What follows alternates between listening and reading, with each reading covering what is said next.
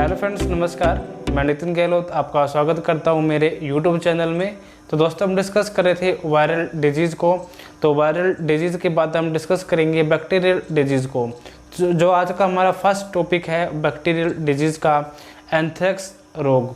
तो एंथ्रेक्स क्या होता है, ये किसके द्वारा फैलता है और इसके क्या लक्षण हैं और इसका क्या ट्रीटमेंट है, तो ये सब हम आज की इस वीडियो में हम इसको डिस्कस करेंगे। तो सबसे पहले हम बात करते हैं इसके सिनोनिम की कि जो एंथ्रेक्स रोग है इसको किस अन्य नाम से जानते हैं। तो सबसे पहले हम इसका जो सिनोनिम आता है स्प्लीन फीवर के नाम, ठीक है। इसके अलावा टॉक्सिक फीवर के नाम से इसको जानते हैं। इसके अलावा गिल्टी फीवर के नाम से या गिल्टी रोग के नाम से इसको जानते हैं। इसके अलावा इसको वूल शॉर्टर डिजीज़ के नाम से जानते हैं। इसके अलावा इसको मैलिग्नेंट पस्ट्यूल के नाम से जानते हैं। इसमें क्या होता है, जो ये रोग होता है मैलिग्नेंट पस्ट्यूल में, जो कि मनुष्य में ये रोग फैलता है, यानी पशुओं से मनुष्य में ये रोग फैल जाता है, ठीक है। यानी कि एक प्रकार से ये जूनोटिक रोग होता है जो कि पशुओं और मनुष्य दोनों में होने वाला, जो कि घातक और संक्रामक रोग होता है। जो ये रोग होता है जो कि बैसिलस एंथ्रेसिस नामक जीवाणु के द्वारा फैलता है। इसमें क्या होता है कि अचानक से टेम्परेचर बढ़ता है। तो सबसे पहले बात करते हैं इसके सिनोनिम की।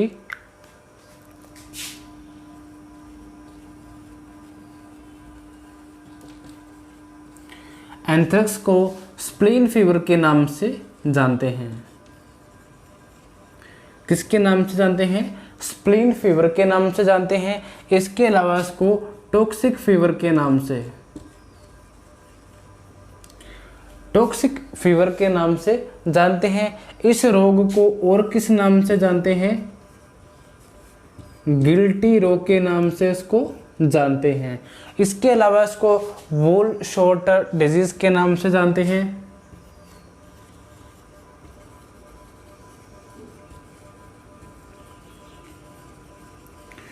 वूल शॉर्टर डिजीज क्या है? इस रोग में क्या होता है, जो मनुष्य या जो वर्कर, यानी कि जो ऊन उतारते हैं, यानी जो ऊन कतरते हैं भेड़ों की, ठीक है, जो उनके संपर्क में आने वाले जो व्यक्ति है, जो मनुष्य है या जो भी है, तो उसको क्या है, इस रोग होने की संभावना रहती है। इसीलिए इसको क्या है, वूल शॉर्टर डिजीज के नाम से इसको जानते हैं। इसके अलावा मैलिग्नेंट पस्ट्यूल के नाम से इसको जानते हैं।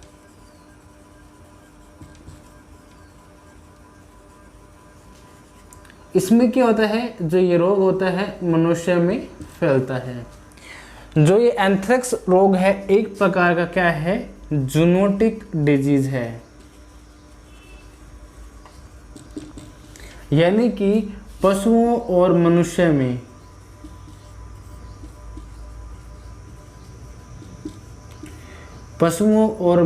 में होने वाला रोग या होने वाला संक्रामक रोग क्या है? एंथ्रेक्स रोग है, जिसमें क्या होता है, पशुओं और मनुष्य दोनों में घातक रूप से संक्रामक रोग फैलाता है। इसमें क्या होता है, जो टेम्परेचर है वो हाई होता है, यानी कि इस रोग में क्या होता है, टेम्परेचर अचानक से तेज हो जाता है। अब इसमें एक नोट करके लिखने वाली बात है कि इस रोग में क्या होता है, जो प्राकृतिक छिद्र होते हैं उनमें से, जैसे कि नाक, मुंह, गुदा मार्ग से क्या है, रक्तस्राव होता है। क्या होता है? रक्तस्राव होता है। इसमें एक नोट लिखेंगे,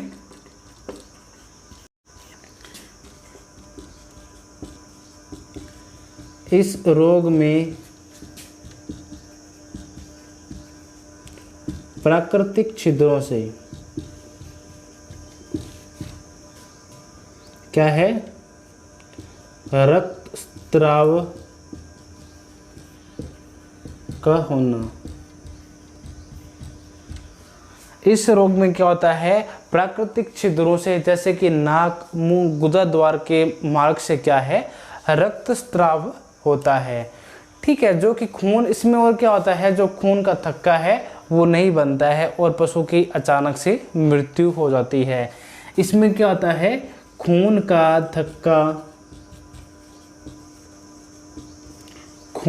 थक्का नहीं बनता है और पशु की अचानक से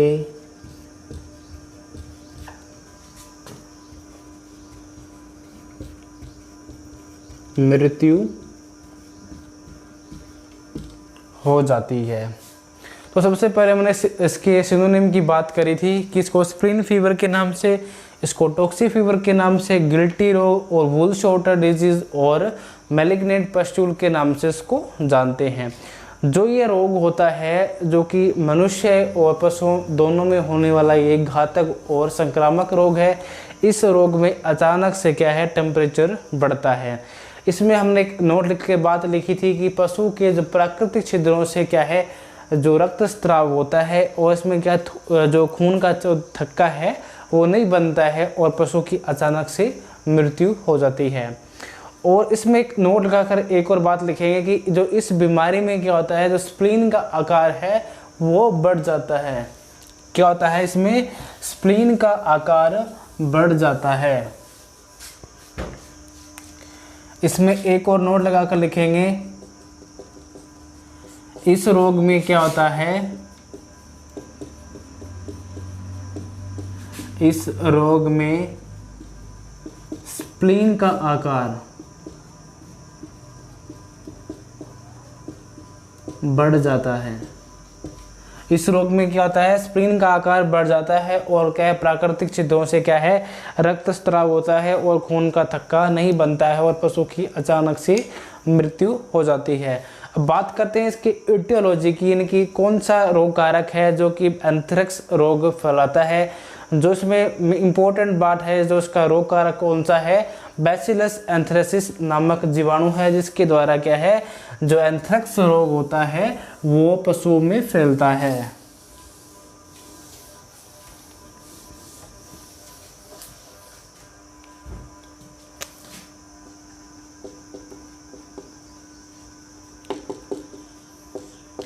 एटियोलॉजी यानी कि रोग कारक की बात करें तो कौन सा जीवाणु है, बैसिलस एंथ्रेसिस जीवाणु।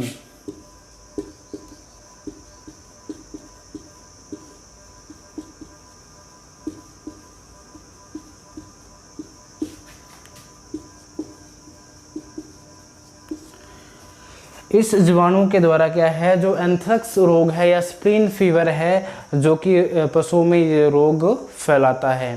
ठीक है, अब इसमें एक नोट लिखाकर एक और बात लिखेंगे कि जो ये जीवाणु होता है पशु की मौत के बाद में क्या है, हवा और मिट्टी से आदि से क्या है, स्पोर बनकर क्या है, ये लंबे समय तक जीवित रहता है। इसमें एक और नोट लगाकर लिखेंगे,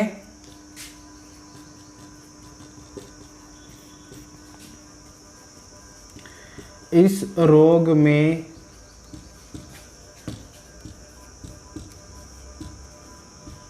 पशु की मृत्यु के उपरांत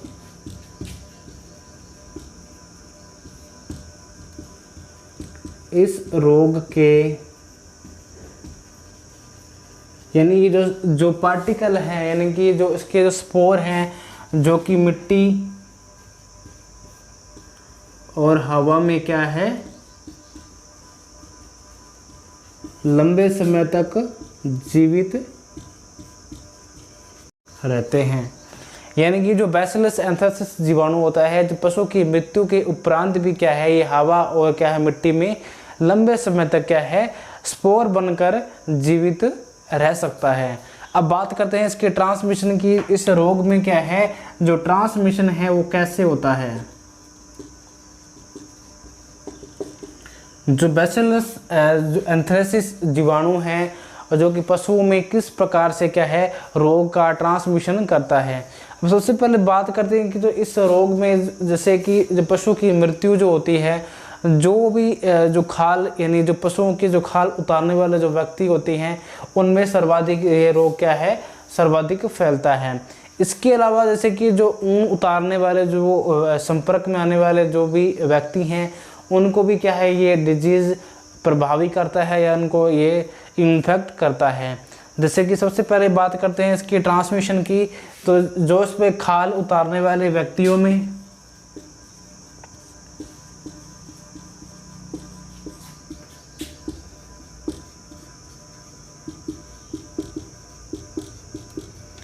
खाल उतारने वाले व्यक्तियों में ये रोग फैलता है। इसके अलावा जो भी व्यक्ति ऊन यानी कि पेड़ों की जो ऊन उतारते हैं या ऊन कतरने वाले व्यक्तियों में, इन व्यक्तियों में क्या है, इन रोग का ट्रांसमिशन होता है। अगर ऊन जैसे ऊन उतारने वाले जैसे कि बात करी थी कि वूल शॉर्टर डिजीज़ के नाम से इसको जानते हैं। इस रोग में क्या होता है, इस रोग में क्या होता है, जो मृत पशु होता है उनकी जो इसमें जो बैसिलस एंथ्रेसिस जो जीवाणु होता है वो जीवित रहता है। इस रोग का जो ट्रांसमिशन है मैंने बताया कि खाल उतारने वाले व्यक्तियों में और ऊन उतारने वाले जो व्यक्तियों में क्या है, इस रोग का जो ट्रांसमिशन होता है। ठीक है, अब बात करते हैं इसके नेक्स्ट पार्ट की। हमने इसमें बात करी थी कि इसके ट्रांसमिशन की, जो कि खाल उतारने वाले व्यक्तियों में। ठीक है, इसके अलावा जैसे कि ऊन कतरने वाले व्यक्तियों में क्या है, इस रोग का ट्रांसमिशन होता है। इसके बाद में बात करते हैं इसके सिम्टम की कि इस रोग में क्या क्या सिम्टम हमें देखने को मिल सकते हैं। जो एंथ्रेक्स रोग है इसमें हमें जो इसके सिम्टम हैं 3 प्रकार से हमें देखने को मिल सकते हैं। अब इसके सिम्टम की बात करें तो इसमें हमें जो सिम्टम है उसमें हमें 3 प्रकार से हमें देखने को मिलते हैं। तो सबसे पहले इसमें एक्यूट प्रवृत्ति का, इसके बाद में पर एक्यूट और सब एक्यूट। तो ये जो 3 फॉर्म है, इस तीनों फॉर्म के अंदर हमें क्या है, इसमें सिम्टम हमें देखने को मिलते हैं।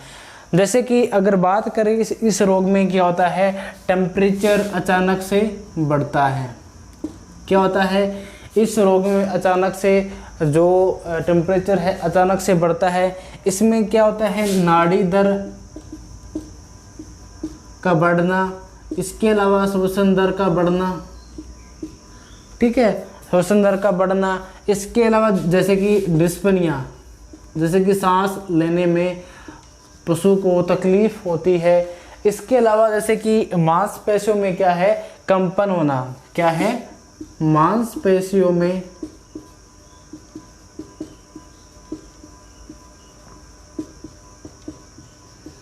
इसके अलावा क्या है, मांसपेशियों में क्या है, कंपन होना। इसके अलावा क्या आता है, कभी कभार क्या पशु में जो रेक्टम होता है, रेक्टम भाग का क्या है, बाहर का या आ जाना, या क्या है उसके आकार का बढ़ जाना। क्या है, रेक्टम जो भाग है, पशु का रेक्टम क्या है, शरीर से बाहर निकलना। रेक्टम का शरीर से बाहर निकलना।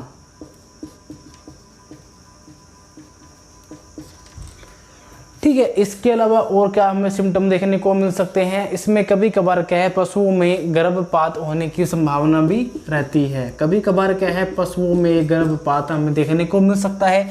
हमने सबसे पहले बात की थी इसमें जो सिम्टम की, इसमें हमें 3 प्रकार से हमें सिम्टम देखने को मिल सकते हैं। सबसे पहले बात की थी एक्यूट, इसके अलावा सब एक्यूट, इसके अलावा पर एक्यूट। हमें इसके 3 फॉर्म में हमें सिम्टम देखने को मिल सकते हैं। जैसे कि पर एक्यूट की बात करें, इसमें टेम्परेचर क्या है, बढ़ेगा, नाड़ी दर बढ़ेगी। ठीक है, श्वसन दर और डिस्पनिया यानी कि सांस लेने में क्या है, तकलीफ होती है। एक्यूट की उसके बाद में पर एक्यूट की बात करें, जैसे कि मांसपेशियों में क्या है, कंपन होना। ठीक है, रेक्टम का बाहर आ जाना। ठीक है, जैसे सब एक्यूट की बात करें, कभी कभार क्या है, पशुओं में गर्भपात देखने को हमें मिल सकता है।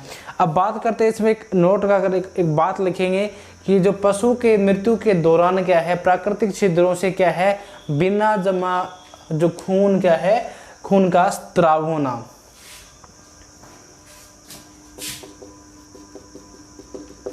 इसमें एक नोट लगा लिखेंगे कि पशु की मृत्यु के उपरांत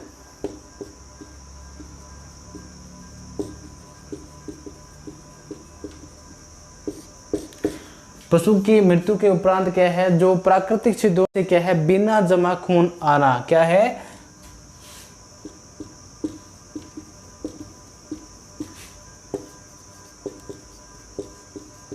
प्राकृतिक छिद्रों से बिना जमा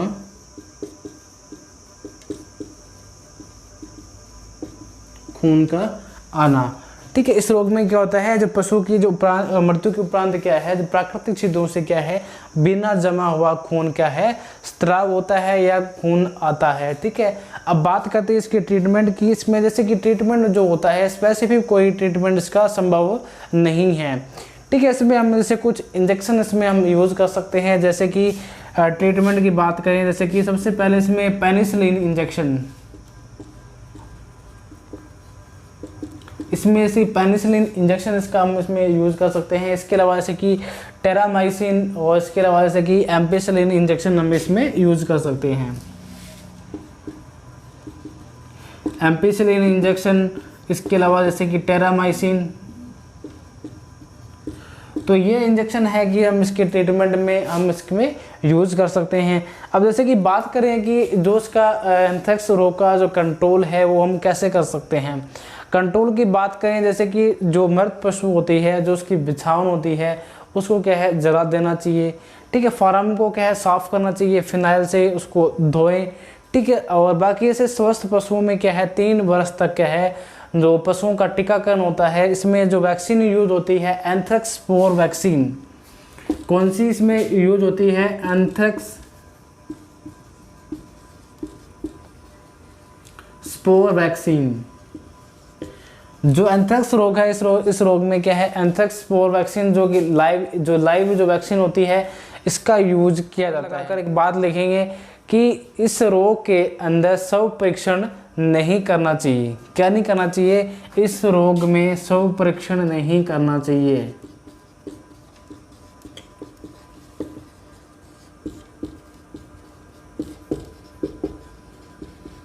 जहाँ तक संभव हो कि इस रोग के अंदर हमें पशु का जो शव परीक्षण है हमें क्या है वो नहीं करना चाहिए। अक्सर एग्जाम में ये क्वेश्चन भी पूछा जाता है कि किस बैक्टीरियल या किस डिजीज़ के अंदर शव परीक्षण नहीं किया जाता, तो एंथ्रेक्स रोग के अंदर क्या है शव परीक्षण नहीं किया जाता है। ठीक है। इस रोग के कंट्रोल की बात करें तो कंट्रोल में जो भी मृत पशु हुआ है एंथ्रेक्स रोग से इन्फेक्ट हुआ है, तो उस पशु की जो बिछावन है, जो उसका चारा है, ठीक है, वो क्या हमें जला देना चाहिए। और फार्म को जहाँ पर भी उस पशु को रखा गया था उस स्थान को क्या है फार्म को साफ़ करें और फिनाइल से उसको क्या है धोना चाहिए। और जैसे स्वस्थ पशुओं की मैंने बात करी कि 3 वर्ष तक क्या इसमें टीकाकरण करवाना चाहिए, जिसमें एंथ्रेक्स स्पोर वैक्सीन है जो कि लिविंग एक स्पोर वैक्सीन है, जो कि पशुओं में 3 वर्ष तक क्या हमें कंटिन्यूस को लगवाना, 3 वर्ष तक क्या इसमें टीकाकरण करवाना चाहिए। तो ये था आज का हमारा टॉपिक एंथ्रेक्स डिजीज़ का। ठीक है। हमें जो बैक्टीरियल डिजीज़ स्टार्ट की थी, आज में हमारा जो पहला टॉपिक था एंथ्रेक्स का, तो ये टॉपिक यहीं समाप्त होता है। मिलते हैं नेक्स्ट वीडियो के अंदर। धन्यवाद।